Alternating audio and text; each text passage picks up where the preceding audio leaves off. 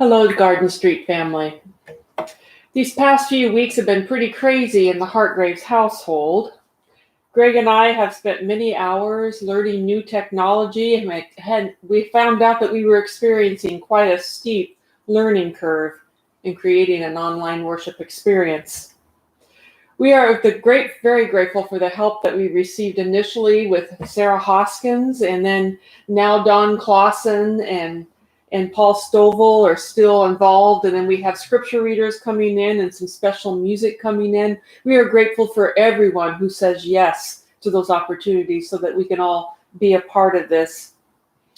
Though this work of technology is a challenge for us, I must say it is so worth it, I think, as we strive to keep our congregation connected to one another. And that's what I want to talk to you about for a few moments today, is staying connected. A few years ago, we here at Garden Street created a team we call the Caring Ministry Team. This team is a team of people who come together once a month, and we discuss how best we can serve our people who are unable to get out as often as they would like to. One of the things, let's give you an example of some of the things we do. One of the things is we created a worship service that we conduct at the Willow Senior Living, where several of our congregants live. We share communion with them and some scripture, and we sing hymns, and we just sit with them and spend time listening to their lives. That's just one example of the work that we do together. And then when COVID-19 entered our lives and created a more isolated lifestyle for many of us, our Garden Street Caring Ministry team began interacting with those who are alone and who we felt would feel more isolated than ever right now.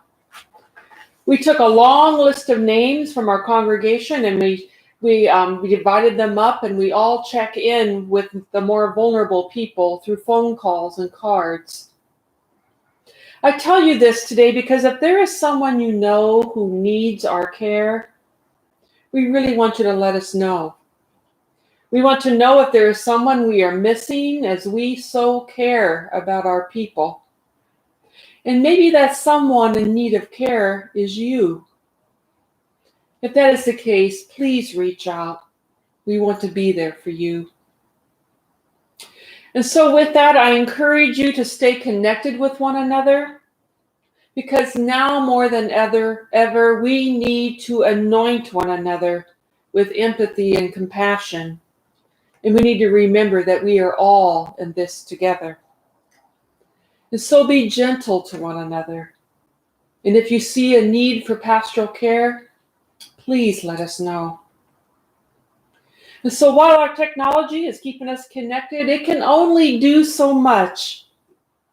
We also need to call one another, write cards and letters, text one another on our phones, and do video calls and chats. Whatever it takes, stay connected. This coming Sunday, April 19th, we will celebrate Holy Humor Sunday in our worship service. If you happen to be one of those people who's been holding on to a joke for a long time and you would be excited to share it with us, we'd like to hear from you. Video yourself on your phone and text it to Greg or myself, and we will see if we can include it in the Holy Humor worship service. We look forward to seeing you again Sunday morning at 10 a.m. on this, our church YouTube channel.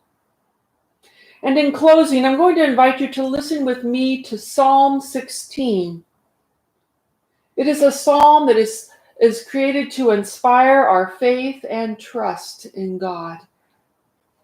I'm reading the psalm as a prayer, and it's coming from this book called Psalms for Praying, An Invitation to Wholeness by Nancy Merrill.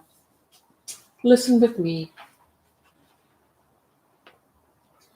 Remain ever before me, O living presence, for in you I am safe. You are my beloved. In you I can do all things. I look to those who are at one with you and learn from them of your ways. My delight increases each time. I sense your presence within me. Songs of praise well up from my heart. Love is my chosen food, my cup, holding me in its power. Where I have come from, where'er I shall go, love is my birthright, my true estate. I bless the counselor who guides my way. In the night also does my heart instruct me.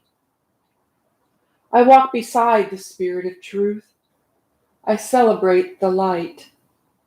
Thus my heart is glad and my soul rejoices. I shall not be afraid, nor fall into the pit of despair. In love's presence there is fullness of joy.